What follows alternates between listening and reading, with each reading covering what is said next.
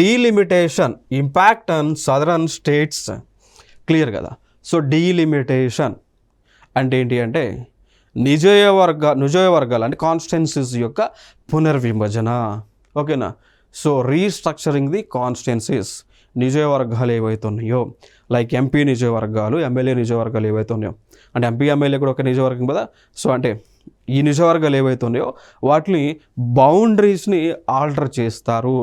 Alter చేయడానికి ఏర్పాటు చేసినటువంటిదే ఈ యొక్క డీలిమిటేషన్ కమిషన్ అండి. సో ఈ డీలిమిటేషన్ కమిషన్ ద్వారా ఏర్పాటు చేయడం ద్వారా సదరన్ స్టేట్స్ అనేటువంటివి ఏం చేస్తూ ఉన్నాయండి, కొంచెం ఆందోళనకు గురవుతూ ఉన్నాయి.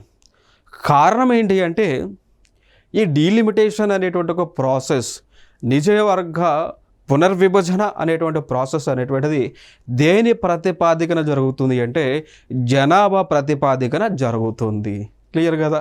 అంటే ఎక్కువ జనాభా కలిగినటువంటి రాష్ట్రాలకు ఎక్కువ నియోజకవర్గాలు వస్తాయి, తక్కువ జనాభా కలిగినటువంటి రాష్ట్రాలకు తక్కువ నియోజకవర్గాలు వస్తాయి, తక్కువ కాన్స్టిట్యున్సీస్ అనేటువంటివి వస్తాయి. అందుకు కొంచెం ఆందోళన చెందుతూ ఉన్నారు.